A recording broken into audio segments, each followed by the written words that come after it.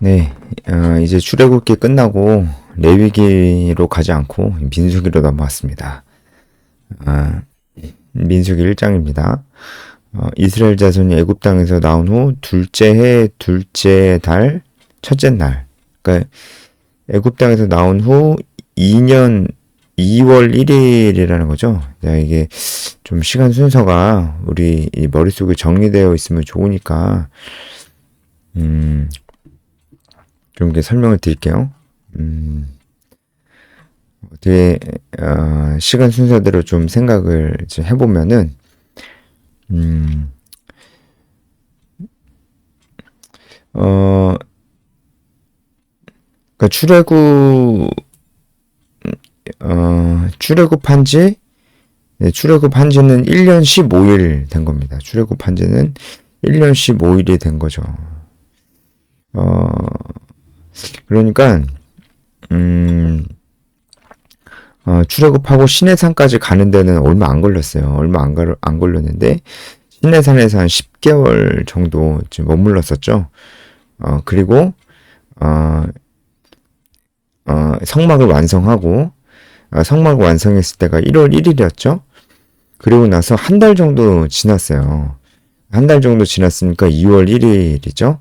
이때 하나님께서 모세에게 말씀을 하신 겁니다. 성막이 완성되고 한 달 뒤에 말씀을 하신 거예요. 그래서 지금 시내산에 굉장히 오랫동안 머물고 이제 있는 거죠. 그죠? 시내산에 굉장히 오랫동안 머물고 있는 겁니다. 다시 말씀드리면 출애굽한 지 1년 한 15일 정도 지난 겁니다. 굉장히 오래 지난 것 같은데 또 그거밖에 안 지났어요. 그리고 생각보다 이동하는 시간보다는 거의 대부분을 시내산에서 머물고 있었다는 거 잘 기억하면은 좋고요. 그때 하나님께서 이제 모세에게 말씀을 하시고 이제 인구조사하고 여기서 20일 정도 더 머물다가 그 다음에 출발을 합니다. 하나님께서 이렇게 이스라엘 백성들로 하여금 바로 가나안 땅에 가게 하지 않으시고 여기 이제 시내산에 이렇게 오랫동안 머물게 하시는 게 한마디로 준비를 시키시려고 하는 겁니다. 이스라엘 백성들 지금 훈련시키시고 교육시키시고 하시는 겁니다.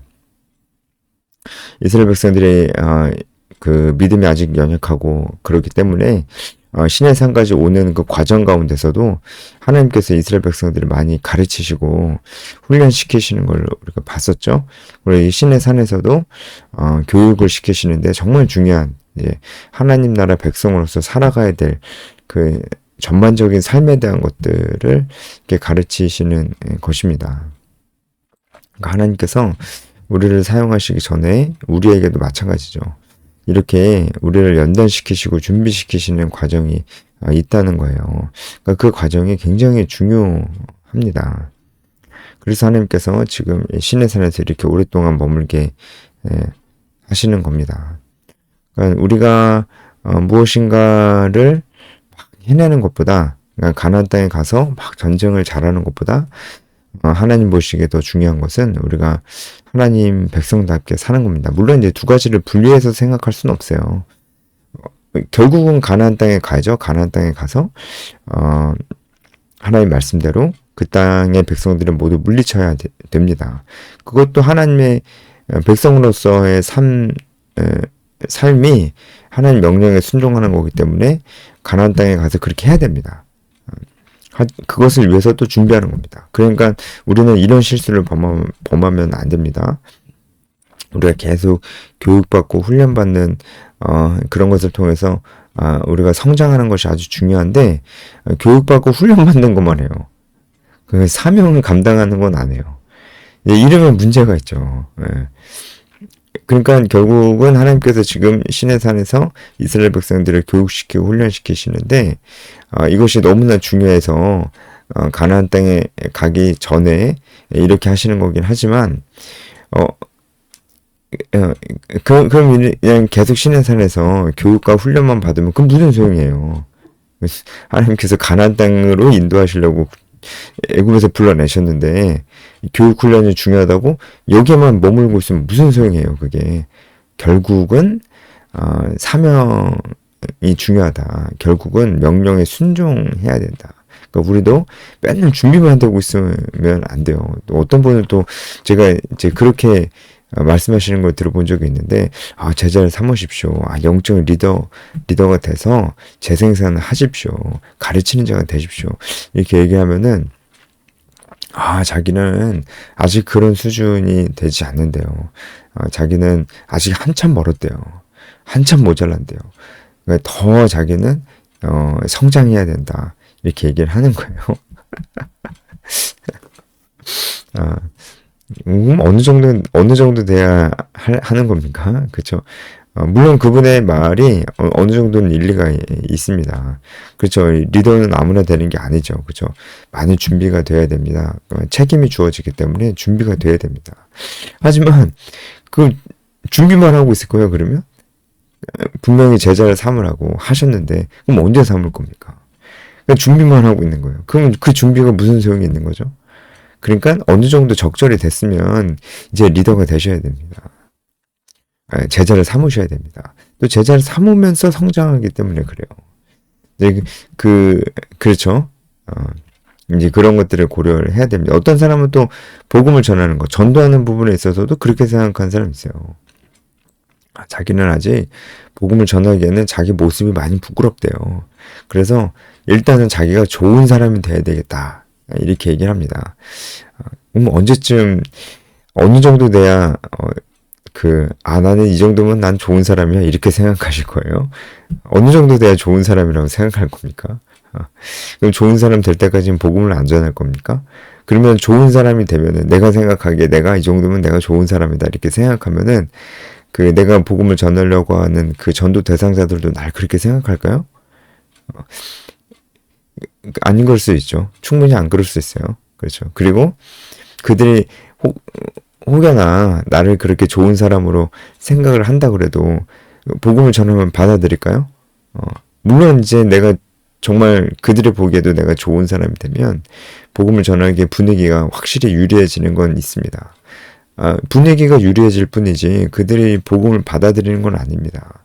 그 얘기는 다시 얘기하자면 복음을 전하기에 유리한 환경이 되지 않아도 복음을 전하면 받아들이든 안 받아들이든 결국 결과는 똑같아요. 예. 내가 좋은 사람이어서 그 사람이 하나님 믿겠어요? 물론 이제 그런 경우도 있긴 있어요. 당신을 보니까 하나님이 살아계신 것 같다. 나도 그 하나님 믿고 싶다. 이렇게 얘기하는 경우도 있죠. 우리가 간증에서도 그런 얘기들 많이 듣죠. 하지만 그런 경우는 정말 거의 없습니다. 그런 간증이 정말 감동적이고 우리에게 도전이 되는 건 사실이지만 그런 경우는 거의 없어요. 그러니까 너무 그런 간증만 들으시면은 너무 곤란합니다. 그런 경우는 거의 없습니다. 내가 아무리 잘 살고 실력도 좋고 칭찬도 받고 그래도 좋은 사람이 돼도 성품도 좋고 사람이 아무리 좋아도 그걸 보고 안 믿는 사람들이 저 사람 좋다 실력도 좋고 그런데 교회 다니네 정말 대단하다 교회 다니는 사람들 괜찮다 여기까지만 생각하지 그러니까 나도 하나님 믿어야 되겠다 이렇게 생각하는 사람은 거의 없어요. 결국 뭡니까? 내가 복음을 전해줘야 돼요. 그러니까 제가 다시 원론으로 돌아와서 언제쯤 돼야 난 이 정도 되면은 내 주위 사람들한테 복음을 전할 만한 그런 사람이 라고 얘기할 수 있겠다. 언제쯤 돼야 그렇게 생각하실 겁니까? 지금 하십니다. 지금. 그러니까 준비만 하고 있는 게 우리 문제예요. 그러니까 준비하는 게 아주 중요하지만 준비만 하고 있으면은 그 준비가 아무 의미가 없습니다. 이스라엘 백성들도 가나안 땅에 가기 위해서 이 준비하는 시간들을 시내산에서 이렇게 오랫동안 가졌다는 것을 우리가 볼 수 있고요. 특별히 여러분 이제 민수기에서 강조가 되는 것은 군인입니다. 군대. 전쟁입니다. 전쟁을 위한 준비입니다. 그러니까 여기서 2절에 보면은 이제 그 사람 이제 숫자를 세는 거죠. 백성들의 숫자를 세는데 숫자를 세기 때문에 민수기잖아요. 백성들의 숫자를 세는 일이 기록되어 있기 때문에 민수기잖아요. 근데 여기 보면 남자의 수를 셉니다. 물론 이제 남자가 대표성을 띠기 때문에 남자의 수를 주로 셌었던 것이 있었지만 지금 민수기에서 남자의 수를 세는 것은 그 목적이 있어요. 뭐냐면 바로 군대 조직을 위한 것입니다. 네, 군대 조직을 위한 것이고 이제 군인을 파악하기 위한 것이죠. 그래서 남자들의 수를 세는 것입니다. 이전에도 출애굽기 30장에서도 인구 조사를 했었어요. 근데 그때 인구 조사는 속전세를 바치기 위한 인구 조사였습니다. 그러니까 처음 난 것들은 다 하나님께 드려야 되잖아요. 그런데 뭐 사람을 제물로 드리면 안 되니까 그것을 대신해서 속전세를 냈어요. 근데 그것을 위한 인구 조사였습니다. 근데 지금은 군대 조직을 위한 인구 조사입니다. 군인들 파악하고 그러기 위한 인구 조사고, 나중에 또 한 번 인구 조사가 있는데 그때도 군대 개수를 위한 인구 조사였습니다. 군대가 강조됩니다. 군대. 그러니까 이것도 하나님께서 이스라엘 백성들을 준비시키고 계시는 겁니다. 하나님께서 이스라엘 백성들을 군인으로 준비시키시는 겁니다. 군대로 준비시키시는 겁니다. 이게 또한 이스라엘 백성들의 정체성이죠. 우리의 정체성도 마찬가지입니다. 우리의 정체성도 하나님의 군대입니다. 그러니까 디모데후서에도 나와 있잖아요. 우리는 군사로 부르심 받았습니다. 군사로 부르심 받은 자에게 가장 중요한 것은 명령입니다. 우리에게 가장 중요한 것은 명령입니다. 우리는 명령에 순종해야 됩니다. 그리고 군대로 부름받은 사람은 자기 자신을 희생해야 돼요. 자기가 하고 싶은 건 다 하면서 어떻게 명령에 순종할 수 있습니까? 불편함도 좀 있어도 감수해야 되고 희생해야 되는 게 군인입니다. 그런 의미에서 우리는 군인으로 부르심 받았습니다. 그래서 우리는 명령에 순종해야 됩니다. 복음을 전하고 제자를 삼는 삶은 많은 헌신을 요구합니다. 그래도 우리는 우리의 정체성이 군대예요. 군인이라고요. 그래서 우리는 희생이 뒤따르더라도 우리가 이 삶을 사는 것입니다. 이것이 우리의 정체성이에요. 그래서 군대로서의 이스라엘이 민수기에서는 강조가 되고 있다. 같은 맥락에서 4절에 보면 우두머리 한 사람씩을 이제 뽑는데, 우두머리 한 사람씩을 이제 뽑는데, 이 사람들이 이제 그 우두머리니까 이제 그 지파의 대표죠, 대표. 이 사람들이 이제 군 조직에 있어서 그 지파의 가장 우두머리이기도 한 것입니다. 그러니까 조직을 하는 겁니다. 군대는 조직이 필요하죠. 조직이 있어야 일사불란하게 움직이니까요. 그래서 그 조직을 하시는 것입니다. 그래서 이 사람들의 우두머리라는 것은 이 사람들에게 권한과 책임이 부여된다는 것이죠. 16절을 가보면은 이 우두머리들은 회중에서 부름받은 자다 이렇게 돼 있는데, 이 부름받은 자들이란 건 회중이 이들을 부른 게 아니고 하나님께서 이들을 부른 거죠. 그러니까 이 우두머리들은 회중의 요구를 1차적으로 들어주는 게 아니고 하나님께서 명령하신 것을 1차적으로 수행하는 자들입니다. 그러니까 여러분 제가 뭐 요즘에 뭐 그런 얘기를 들었는데, 뭐 여러분 이 해설을 들으시는 여러분 중에는 그런 분 없겠지만 교회 교육자를 어떻게 보십니까? 교회에서 사역하시는 그 사역자를 어떻게 보십니까? 근데 어떤 사역자들은 성도들이 이렇게 해달라 저렇게 해달라는 요구사항을 반드시 맞춰줘야 되는 것이 자기의 임무다. 근데 담임 목사님은 그렇게 생각하시나 봐요. 그래서 요구사항이 엄청나게 많대요. 근데 그거 다 맞춰줘야 된대요. 그게 자기가 주로 하는 일이 그거라고 합니다. 그렇게 말하는 그 사역자도 그렇게 기뻐 보이지는 않았는데, 저는 그 얘기를 듣고 그건 안 된다고 생각했습니다. 사역자의 정체성이 뭡니까? 지도자잖아요. 사역자는 지도자고 리더입니다. 아니 근데 요구사항만 들어주는 사람이 어떻게 리딩을 합니까? 요구사항만 들어주면 누가 리더예요? 그럼 어떻게 사역자가 리더십을 어떻게 발휘하냐고요. 요구사항만 들어주는 사람이 무슨 리더예요. 그러니까 부르심이라는 건 그런 게 아니에요. 부르심이라는 것은 이 지파별로 우두머리들도 회중에게 부르심 받은 자들이 아니고 하나님께 부르심 받은 자들이에요. 그렇다고 그 회중의 얘기를 귀닫고 전혀 듣지 말라, 그 얘기는 아니죠. 회중의 얘기도 잘 들어야죠. 오히려 잘 들어야죠. 왜냐면 하나님 부르심을 하나님의 부르심을 더 잘 수행하기 위해서 회중의 이야기를 더 잘 들어야죠. 잘 귀담아 듣되 참고만 하고 하나님의 부르심 앞에 서는 거죠. 그래야 되는데 요즘 뭐 교회에서는 사실 그런 모습들이 좀 있습니다.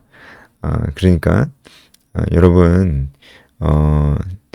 하나님께서 이 사역자들을 세우시는데 많이 존중해 주시고 그렇다고 여러분 무조건 이해도 안 가는데 따라가라 뭐 이런 얘기는 아닙니다. 여러분 의견도 많이 내주시고 한데 결정은 사역자들이 할 수 있도록 해주셔야 됩니다. 여러분 의견을 충분히 피력을 하되 결정은 사역자가 할 수 있도록 그렇게 해줘야 됩니다. 왜냐하면 우리 군대니까요.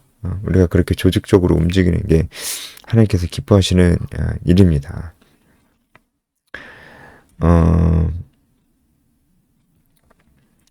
네, 그렇습니다. 그래서 쭉 넘어가서 우리가 이제 44절부터 좀 이렇게 보게 돼 있죠.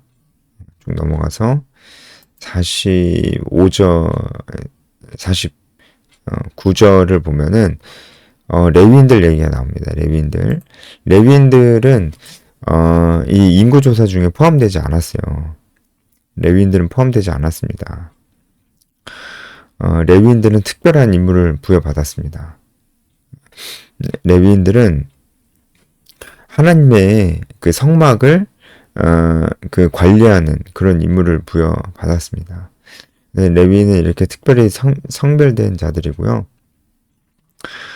그래서 이 일에 집중하는 자들입니다.